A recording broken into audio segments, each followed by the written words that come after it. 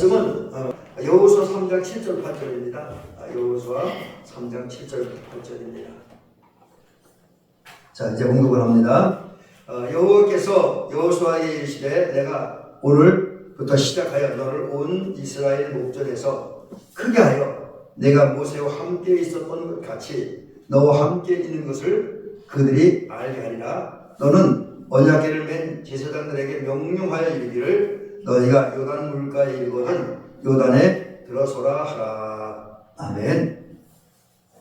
자, 이제 오늘은 이제 요단을 건너기 위해서 이제 준비를 하고 이제 출발하는 장면이 이제 있는데, 그래서 이제 특별히 요단을 건널 때 하나님께서 여호수아를 통해서 그 필요한 여러 가지 지시사항을 말씀하는 그런 부분이 있습니다. 그래서 오늘 사실은 그 말씀 13절까지 기록되어 있는데 이렇게 다루다 보니까 해석을 하다 보니까 여러 가지 중요한 얘기들이 많이 나와서 13절까지 다 못하고 8절까지만 정리해서 해야 되겠습니다. 아마 과거도 그렇고 현재도 그렇고 교회에서는 그런 일들이 벌어지고 있지 않지만 사회나 이제 학교에서는 벌어진 논쟁들이 있습니다. 그 논쟁이 뭐냐? 하나님 과연 살아계시냐? 그러니까 살아계시냐보다는 일반 사회에서는 하나님이 있느냐, 신이 있느냐 없느냐 이런 문제를 가지고 논쟁, 말전쟁을 많이 합니다. 말싸움을 많이 합니다.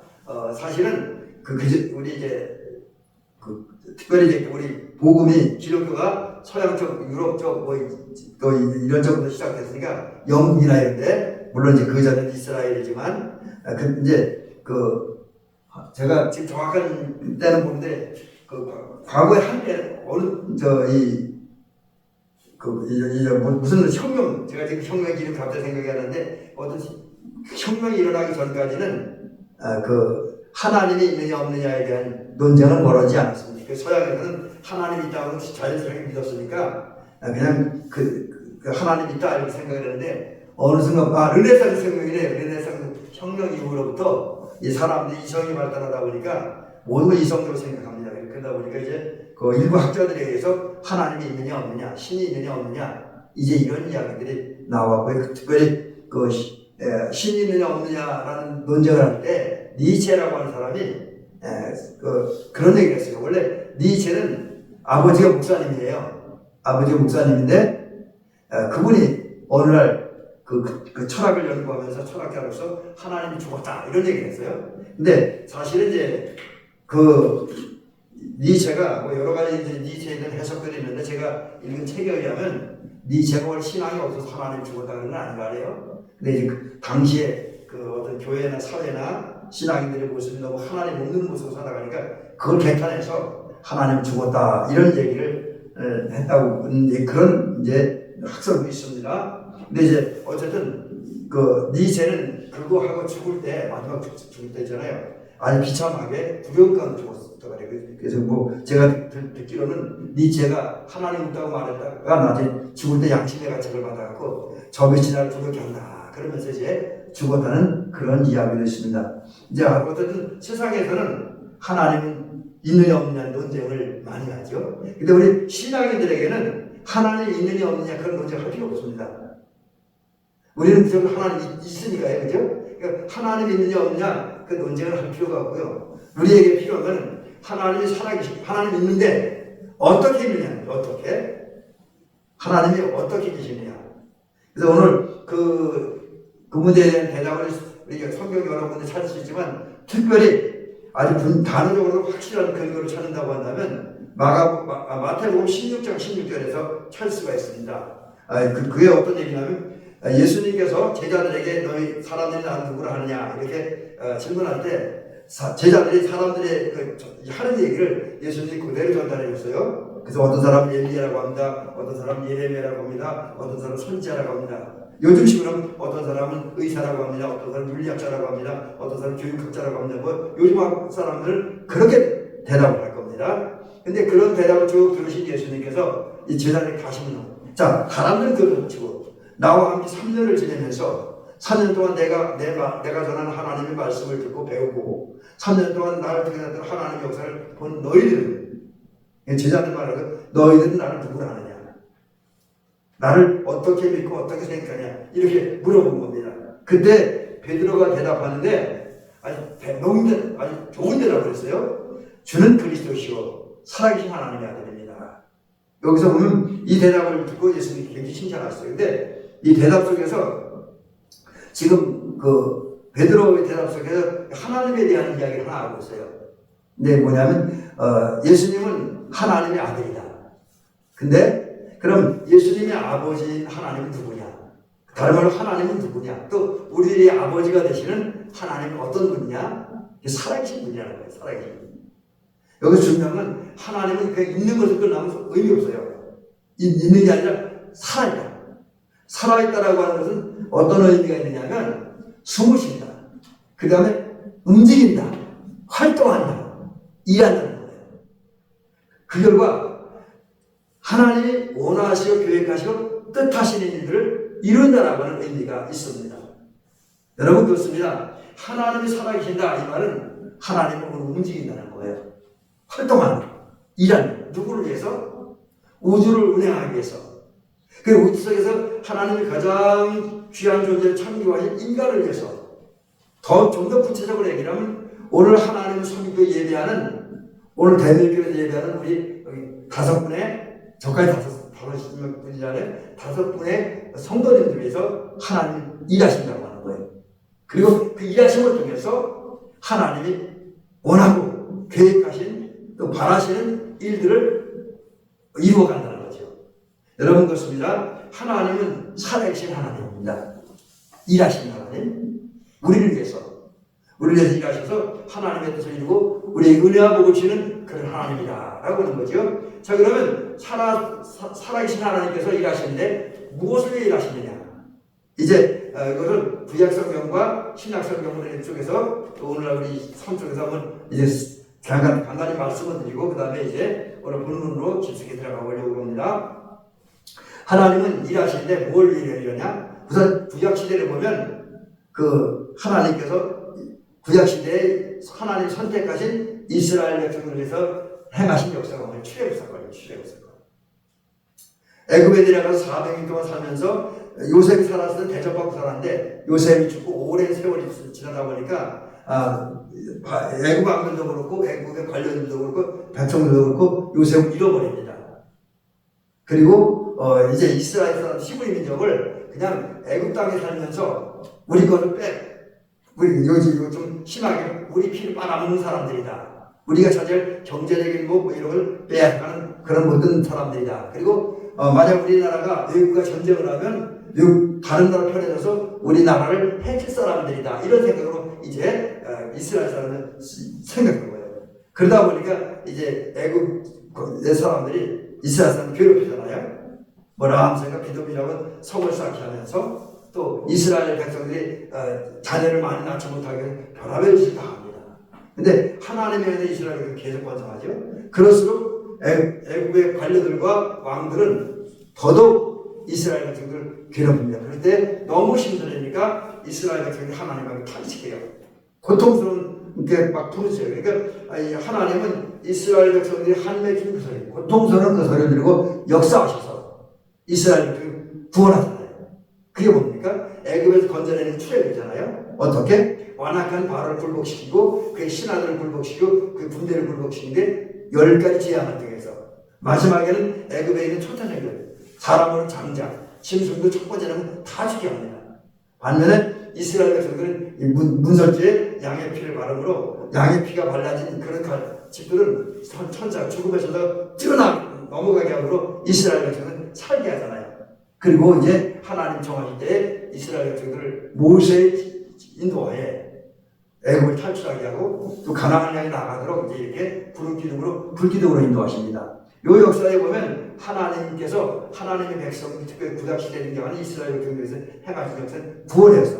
애굽의 압제와 고통과 착취에서 건져내는, 해방시키는, 자유를 주고 희망을 주는 구원의 역사를 일으킵니다. 그리고 그 뒤에 계속된 역사가 이제 출애굽시킨 이스라엘 백성들을 계속해서 가나안 땅에 나아가게 하잖아요.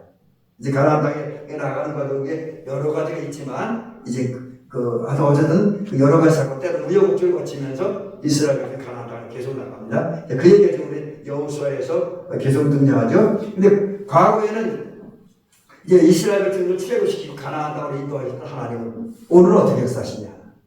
바로 오늘은 우리 구원하시지요. 예수님을 세상에 보내시고 그분이 십자가에 달려 죽으심으로 우리는 속죄제물이, 우리는 화목제물이 되셨습니다. 그리고 그 십자가의 공로로 말미암아 우리 죄에서 구원받고 허물에서 구원받고 그리스도 예수의 생명의 성령의 법이 우리를 이제 죄와 사망의 법에서 구원하시고 해방하시고 자유이셨습니다.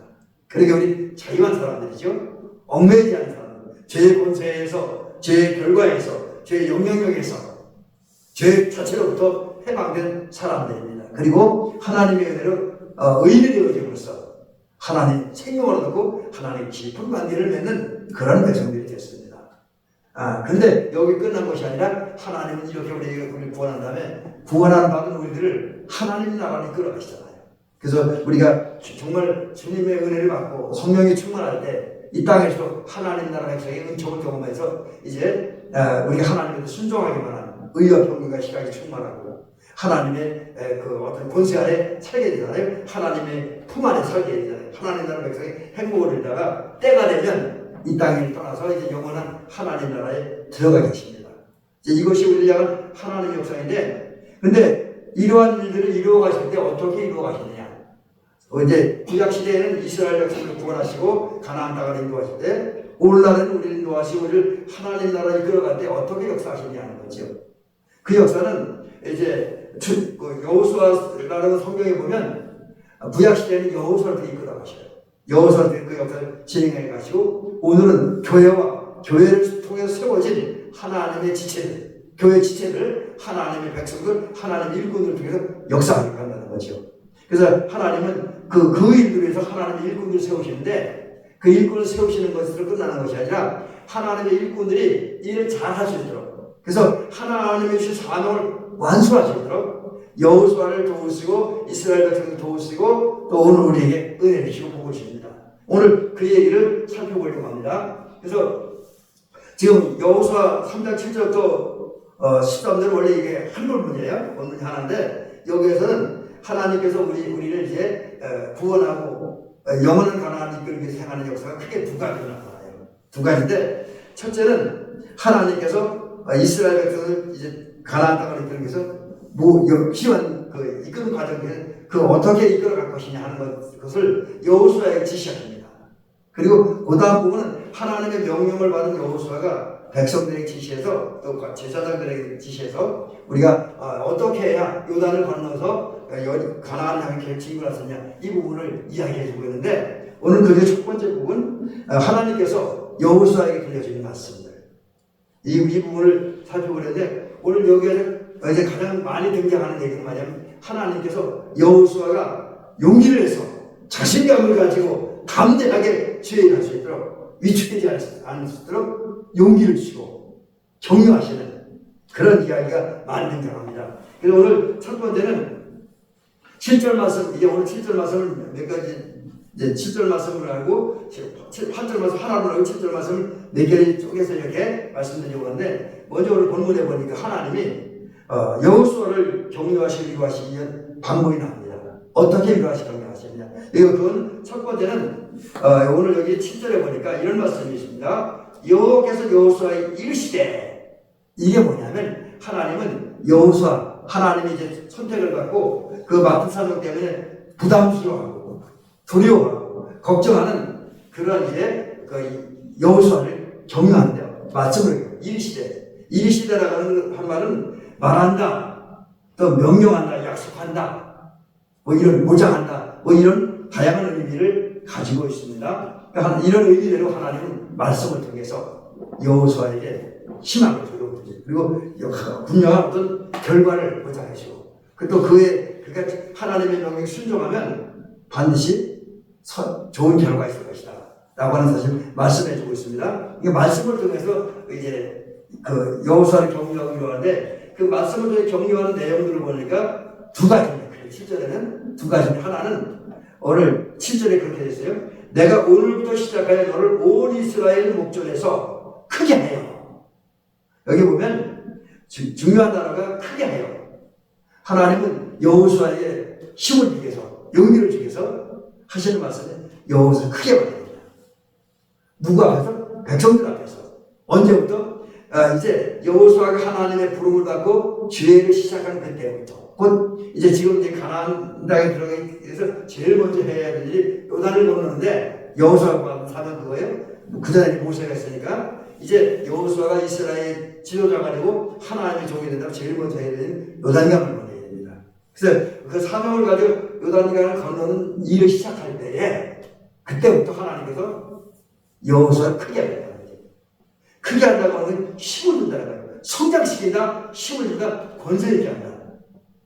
그래서 나중에는 여기 원래 크게 한다라고 하면은 그 단어에는 찬양밖에 안 돼요. 찬양밖에 안 돼요. 근데 사람에게 찬양밖에 안 된다는 말은 좀 안 맞는 것 같아요. 그거는 하나님께만 사용되는 용어여야 되지. 찬양은 그러니까 이 시대의 말 속에서 결국은 뭐냐면 하나님께서 여호수아를 성장시켜서 힘을 갖게 하고 권세를 갖게 하고, 그리고 그 권세가 나타나게 하면서 백성들에게 존중받고 인정받고 존경받는 그런 사람이 되게 한다는 거예요. 이거 자체가 이제 여호수아의 큰 힘입니다. 근데 어떻게 그게 가능하냐? 제일 이제 가장 1차적으로는 아직까지 나타나는 건 아니에요. 얼마 후에 이스라엘 백성들이 요단강을 건데, 그때에 이 얘기는 다음에 나와야지만 미리 좀 말씀드리면, 요단강이 갈라짐으로써, 요단강이 갈라지는 기적을 보면서 사람들이 여호수아야말로 하나님이 우리를 세우신 진짜 지도자야. 그리고 그러기에 여호수아는 능력이 있어, 힘이 있어, 권세가 있어. 이것을 이스라엘 백성이 인정하고 이스라엘 백성이 여호와를 존중하게 만들어준다는 거예요. 근데 이것만 해도 벌써 여호수아는 큰 힘이 되죠. 하나님께서 여호수아를 세워주겠다는 거예요. 권세를 주고 일하실 권위를 주고, 그래서 백성들 앞에서 담대하게 할 수 있도록 해주겠다고 하니까 여호수아는 여기에 용기를 얻으신 거죠. 이게 하나님이 여호수아에게 준 첫 번째 위로와 격려의 말씀입니다. 그 다음 두 번째는 뭐냐면, 이제 7절 좀 중간부터 쭉 보면, 내가 모세와 함께 있었던 것 같이 너와 함께 있어서. 이 모세와 함께. 그러니까 모세와 과거에 함께 하셨어요. 근데 모세가 이제 죽었어. 하나님 데려가셨어요. 그리고 이제 그 다음에 여호수아가 이스라엘의 지도자가 된 겁니다. 그런 여호수아와 하나님이 함께 해주겠다는 거예요. 함께 해주겠다는 건 곁에 있겠다. 곁에 있겠다는 거예요. 언제나. 그리고 그 속에 있겠다. 중심에. 여호수아의 생각, 마음, 또 모든 삶, 일, 그 중간에 있겠다. 그리고 도와주겠다는 거예요. 그러니까 이 말은 다른 말로 하면, 하나님은 여호수아가 가장 가까이 있으면서 하나님의 일하는 여호수아가 가장 깊은 관계를 맺고 더 힘을 주고 능력을 주겠다는 거죠. 그러니까 이것 때문에 여호수아는 더더욱 권세를 얻을 수 있는 거죠. 그래서 그 함께하고 이제 역사 하나님 도우신다 증거가 뭐냐면, 아까 말씀드린 것처럼 1차적으로는 요단강이 무너지고 2차적으로는 여리고강이 무너지는 그 사건을 통해서 드러나게 합니다. 그래서 그런 사건들이 그 다음에 이제 마지막 부분이 뭐냐면, 하나님께서 여호수아를 격려하고 용기를 주는 말씀이 뭐냐면, 이제 그들은 뭐냐면 이스라엘 백성, 평범한 백성들입니다. 제사장뿐만 아니라 평범한 백성들이 여호수아가 누구인지를 분명히 알게 하는 거예요. 근데 여기서 안다고 하는 건 머리만 알고 머리만 이해하는 게 아니라 경험을 통해서. 근데 이제 이건 뭐냐면, 아까 좀 반복된 얘기인데, 여호수아가 하나님의 주신 사명을 받아서 하나님의 부름을 받고, 자기를 부르신 하나님한테 순종하고 하나님 자기 주신 사명을 완수하기 위해서 목숨 걸고 헌신할 때, 시간 반 헌신할 때 그렇게 역사하시는 거예요. 그 역사의 결과 여리고성이 무너지고 요단강이 갈라지는 그런 기적을 보면서 사람들이 여호수아가 진짜 우리 지도자, 이걸 이제 인정하는 것보다는 분명히 알게 되어진다 라고 하는 거죠.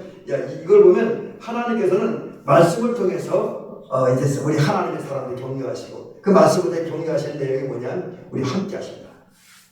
그리고 우리가 주님의 일을 위해서 헌신하면 우리 크고 강한 하나님의 사람으로 만들어 주겠다는 거죠. 그래서 우리가 그런 얘기를 하잖아요. 우리가 현실이 어렵다고 또 힘들다고 아무것도 안 하면 주님도 가만히 계셔요. 그래서 우리가 커질 수가 없어. 우리 권세 있는 하나님의 사람들이 될 수가 없고 권세 있는 하나님의 일꾼이 될 수가 없습니다. 사람들에게 존중받는 하나님의 사람들이 될 수가 없습니다. 그래서 좀 힘들어도 좀 어려워도 우리 하나님의 부름에 순종하고 여호수아처럼 또 우리 사도 바울처럼 하나님을 헌신하는 하나님 우리 속에 역사하시고 능력도 나타나고 역사도 나타나고 결과가 나타나고 우리가 하나님과 사람에게 존경받게 되어진 인정받고 존경받고 세상에 영향이 큰 사람이 되어진다는 사실을 오늘 우리가 하나님께서 여호수아를 경유하는 말씀을 통해서 깨닫게 되어집니다. 자, 그 다음에 이제 두 번째 이야기는 오늘 이제 이것도 어쩌면 뭐 여호수아를 경유하는 얘기이긴 한데 이제 하나님은 이제 그 이스라엘 백성들 이 요단강에 필요한 얘기를 하면서 1차적으로 여호수아를 존경하는 얘기겠죠. 그리고 이제 여호수아에게 또 지시하는 여호수아에게 이거는 백성들이 전달하는 거죠. 그게 뭐냐? 바로 요단강에 들어가는 거예요. 요단강에 들어가라. 그래서 오늘 8절에 뭐라고 됐습니까? 너는 너는 언약궤를 맨 제사장들에게 명령하여 이르기를 너희가 요단 물가에 이르거든 요단에 들어가서 요단에 들어가라. 요단강에 들어가라는 거예요. 근데 여기 중요한 게 뭐냐면 백성들 보고 먼저 들어가라 하지 않았어요. 언약궤를 맨 제사장들이. 이게 여기 이제 이 언약궤가 하나님을 상징하는 궤잖아요. 그 궤를 메는 그러니까 이건 다른 말로는 우리가 수행할 때 또 살아갈 때 지난주에 말씀드렸지만 하나님 중심으로 하나님 앞에 모셔놓고 하라는 얘기예요. 근데 또 하나 여기 또 중요한 게 뭐냐면 그 언약궤를 하나님을 상징하고 하나님 인재에 계신 것을 상징하는 그 언약궤 제사장들을 내잖아요. 근데 제사장들이 먼저 가라는 거예요. 먼저. 근데 여러분 이 깊은 물속으로 들어간다라고 하는 이게 쉬운 게 아닙니다. 왜냐하면 그 제가 언제 그런 말씀을 드렸죠. 요단강이 평상시에 물이 별로 없는데 우기가 되면 비 오는 철자에 우리 이 식으로 장마철이 되면 이스라엘에 비가 엄청 많이 와요. 그래갖고 평상시보다 많이 많은 맨날 그런 건 아니지만 비가 정말 많이 올 때는 평상시보다 7,000배 이상의 물이 불어난다 그래요. 그래서 막 요단강이 넘친다 그래요. 그래서 요즘에 이제 이스라엘 백성들이 머리가 좋아지다 보니까 그 비가 많이 올 때 물을 가둡니다. 호수. 그랬다가 비가 안 올 때 그 물을 사용해서 농사를 짓는 게 지금 이스라엘 백성들의 농사법입니다. 근데 이제 하나님은 그 여호수아를 백성들이 명령하는데 아치도 제사장들이 명령하는데 그 깊은 데를 가라는 거예요. 요단 그 깊은 이제 요단을 가는데 언제 가느냐? 물 없을 때가 아닙니다. 지금 이제 백성들과 함께 이스라엘 여호수아와 제사장들이 요단을 건너가야 되는 보리거든요. 그래서 우리 지금 성경에는 여기는 이제 15절에 보면 뭐라고 되냐면 오늘 본문 뒤에 요단이 곡식을 거두는 시기라고 되어 있는데 옛날 성경에 모맥을 거두는 시기라고 해요. 모맥이 뭡니까? 미량보리 아닙니까? 그러니까 이때는 계절적으로 시간적으로 보리와 밀을 거두는 시기라고 해요. 근데 문제는 이때에 이스라엘 지역은 우기기 때문에 비가 엄청 많이 온다 그래요. 그래서 비가 엄청 많이 와서 아까 말씀드린 평상시보다 7,000배의 물이 가득 차므로 물이 차고 넘치고 홍수가 아니고 장마가 되는 그 주변에만 피해가 되기는 그런 데라는 겁니다. 근데 하나님은 그러한 때에 언약궤를 맨 제사장들 보고 그 요단 물속으로 먼저 들어가라는 거예요. 위험하잖아요. 물이 많으면 죽을 수도 있잖아요. 그죠? 그리고 잘못하면 그 제사장들이 메고 있던 언약궤가 물속으로 떠내려가는 비극이 생길 수도 있습니다. 그런데도 하나님은 그 비만이 오는 때에 언약궤를 제사장들이 먼저 요단을 가라. 그러니까 하나님 중심으로 살고 하나님 우선 살고 하나님 제일로 사는 것과 동시에 하나님의 일을 하는 사람들이 하나님 역사에 먼저 동참하는 거예요. 비록 위험이 있고 비록 고통이 있고 어쩌면 죽을지도 몰라. 근데 평신도들이나 아니 일반 백성들이나 이런 군중들이 아니라 하나님의 은혜로 하나님 믿고 세움받는 사람을 먼저 하는 희생정신 가지고 솔선수범하는 거예요. 여기서 우리는 중요한 교훈을 얻습니다. 위험이 있어요. 그래서 지금 하나님이 지금 여호수아를 통해서 제사장들에게 주시는 명령은 뭐냐면 하나님의 은혜로 제사장의 신분이 얻었고 제사장에는 그들이 죽음을 각오하고 먼저 솔선수범으로 하나님께서 순종하고 하나님 은혜 속으로 그 깊은 곳으로 들어가라. 또 깊은 곳으로 들어가라고 하는 그런 위험 요소도 있지만 또한 우리가 그 위험 요소가 있는 가운데서 하나님의 말씀 순종을 깊은 데로 가는데 그때에 하나님의 크신 은혜, 크신 역사를 경험하십니다. 그래서 하나님의 크신 역사를 경험하려면 하나님의 큰 복을 받으려면 쉽게만 편안하게만 신앙생활하려고 하는 것이 아니라 좀 힘들고 어려워도 깊은 데 나가라. 은혜의 깊은 데로, 사랑의 깊은 데로, 말씀의 깊은 곳을 영적 깊은 세계로 나아가라. 이렇게 말씀을 하고 있습니다. 그렇습니다. 오늘 이 말씀은 우리에게 굉장히 중요한 교훈을 주는 것 같아요. 그래서 우리가 이제 저나 우리 권사님들이나 우리가 먼저 신앙생활 했잖아요. 우리는 예배도 먼저 해야 되고 기도도 먼저 해야 되고 찬양도 먼저 해야 되고 헌신도 먼저 해야 되고 감사도 먼저 해야 되고 실제도 먼저 해야 되고 우리는 신앙적 우리 신앙의 후배들이나 초신자들과 뭐든지 먼저 해야 돼요. 심지어 손해가 따르고 위험이 따르고 부담이 따르고 또 주변의 상황이 어떠하든지 간에 주변의 평가나 반응이 어떠하든지 간에 우리는 우리 주님의 일꾼들은 우리들이 하나님의 교회 지체들 직분자로 부름받은 우리들이 더 먼저 솔선수범해서 주님의 일을 해나가는 저와 여러분들도 주님의 뜻에 순종하는 우리들이 될 줄 믿습니다. 그러면서 위험 요소가 있다고 할지라도 또 힘들고 어려운 일이 있다 할지라도 장애물이 있다 할지라도 우리는 얕은데 은혜 얕은데 신앙이 얕은 세계를 깔짝깔짝거리지 말고 더 깊은 은혜 속으로 깊숙이 젖어 들어가야 됩니다. 그런데 하나님의 크신 은혜를 받고 또 세상의 영향도 받지 않고 주의 은혜 안에서 살 수가 있습니다. 이것이 오늘 이제 여호수아를 통해서 백성들에게 주신 말씀입니다. 근데 여기 또 한두 가지 더 말씀드리기에는 굉장히 중요한 얘기가 있는데 지금 여기 지금 한 절 중에 하나는 뭐냐면 하나님께서 지금 여호수아에게 일하기 위해서 말씀을 하고 있어요. 근데 이제 모세를 통해서 역사하실 때와 여호수아를 통해서 일할 때 또 다른 이제 하나님의 일꾼을 역사하신 그 방법으로는 좀 차이가 나 있어요. 그게 뭐냐면 하나님은 이제 우리가 그 얘기는 다 알잖아요. 하나님이 일하시면 어떤 경우 하나님이 직접 역사하시고 또 어떤 경우 사람을 통해 역사하시는 것들은 우리 잘 알잖아요. 근데 여기 두 번째 부분에 해당하는 하나님이 사람을 사용할 때는 또 방법의 차이가 있습니다. 그 차이가 뭐냐면 하나님은 어떤 경우는 어떤 사람은 그 사람이 직접 일하게 하고 직접 헌신하게 함으로써 그 사람 사용하고 그 사람들이 역사하시는 경우가 있어요. 예를 들면 이스라엘 백성들이 출애굽할 때 그때 모세가 직접 한 일이 많잖아요. 하나님의 명령을 받아서 하나님이 지팡이를 가지고 던지니까 뱀이 되기도 하고 잡으니까 다시 지팡이가 되기도 하고 손을 품에 넣었다 빼니까 문지기가 되고 또 다시 넣었다 빼니까 정상으로 돌아오기도 하고요. 또 하나님의 명령을 따라 모세가 지팡이를 가리켜서 바다를 향하니까 손에 들고 어떻게 됩니까? 홍해바다 갈라졌잖아요. 거기 길이 열렸잖아요. 반면에 또 어떤 때는 모세가 반석을 치니까 거기서 물이 나왔잖아요. 또 리비딤에서는 이스라엘과 미디안이 싸울 때에 모세가 지팡이를 손을 들고 올리고 옷을 올릴 때 그러니까 지팡이를 기도할 때 그때는 이스라엘이 이깁니다. 내려감치는 거죠. 그때 그러니까 이런 경우는 하나님이 모세에게 능력의 지팡이를 주시고 능력의 지팡이를 역사하셨습니다. 그러니까 이거는 하나님이 모세를 직접 사용하신 거예요.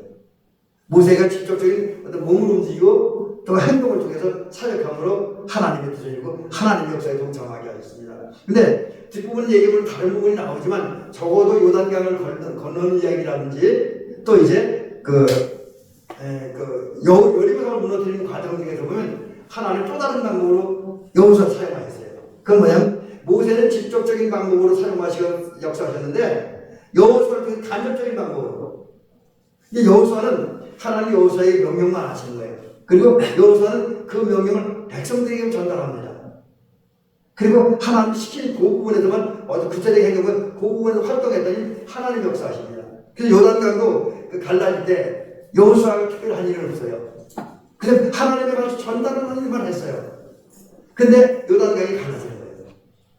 그리고 이제 그 사이에 건너갈 수 있죠. 백성들과 함께. 여리고를 점령할 때는 어떻게 합니까? 여리고 할 때 여리고가 여호수아가 칼 들고 싸우고 없잖아요. 지팡이 들고 것도 없잖아요. 어떻게 합니까? 그냥 이제 하나님 시킨 대로 하루에 한 바퀴씩 7일 동안 돌고 6일 동안 돌고 7일째 되는 날 7바퀴 도니까 여리고성이 무너지잖아요. 여리고성이 무너지는 과정에서 여호수아가 할 일은 아무것도 없어요. 그냥 하나님 역사예요. 이런 걸 보면, 이런 경우는 이제 특히 두 가지를 보면 하나님께서 하나님의 사람을 쓰실 때 하나님의 사람 직접적으로 행동하게 어떤 움직이게 하면서 역사를 일으키고 그 사람을 사용하시는 방법도 있지만 어떤 명령만 하시고 그 명령에 순종하고 전달하는 그래서 그걸 이제 간접적인 방법인데, 간접적인 방법을 통해서 하나님은 하나님의 사람들, 하나님의 일꾼 사용하시고 그래서 역사하는 그런 방법이 있다. 자, 그러면 우리는 어떻게 해야 되냐? 사실 우리가 하나님이 우리를 통해서 간접적 역사하든지 직접적 역사는 그런 걸 알 수 없습니다. 왜? 그건 하나님의 영역에 속한 거예요. 하나님의 뜻에 속한 겁니다. 그렇다고 한다면 우리는 어떠냐? 하나님이 우리를 간접적인 방법을 통해서 사용하시 역사하시는지 아니면 직접적인 방법으로 역사하시는지 그저 하나님이 주신 명령에 순종하기만 됩니다. 순종하면 돼요. 그리고 우리가 할 수 있는 범위에서 최선을 다하면 직접적인 방법이든 간접적인 방법이든 하나님 역사하실 줄로 믿습니다. 그 다음에 이제 마지막 얘기 하나는 오늘 이 성경 전체인데 여기도 나오고 앞부분에 나오는데 결국 하나님께서 이제 여호수아를 격려하고 위로하는 원인이 뭐냐? 또 오늘 제사장들에게 명령만 하고 간접적으로 여호수아를 들어 쓰시는 게 뭐냐? 그게 뭐냐면 바로 여호수아를 하나님의 종인 여호수아를 드러내고 높이고 세워주기 위해서. 그게 앞부분에 연결되는데 여호수아가 마음 놓고 주의를 할 수 있는 백성들의 존경과 신뢰받고 주의를 할 수 있는 그 사람을 만들어주기 위해서 하나님은 오늘 본문에서 역사하신다. 그러니까 여러분 오늘 결국은 다시 한번 아까도 제가 또 한 번 말씀드리지만 우리가 하나님이 주신 사명을 받아들이고 힘들고 어려워도 여호수아처럼 또 모세처럼 우리가 정말 최선을 다해서 어떤 경우는 목숨을 걸고라도 헌신하면 하나님이 우리의 위로와 격려 주실 뿐만 아니라 우리 세워주시고 높여주시고 권세있게 전주롭게 해주신다는 거죠. 이제 그러므로 우리도 여호수아처럼 모세처럼 하나님의 보기에 순종하고 위로하시고 격려하시는 또 용기를 주시는 하나님의 은혜를 받고 또 우리 세우시는 어떻게 하든 우리 간접적인 방법을 쓰시든 직접적인 방법을 쓰시든 우리 통해서 역사하신 하나님의 은혜로 우리가 하나님이 세워져 커지는 그리고 가치 인정하는 저와 우리 권사님들 인정의 성도 되시기를 주의 이름으로 축원합니다.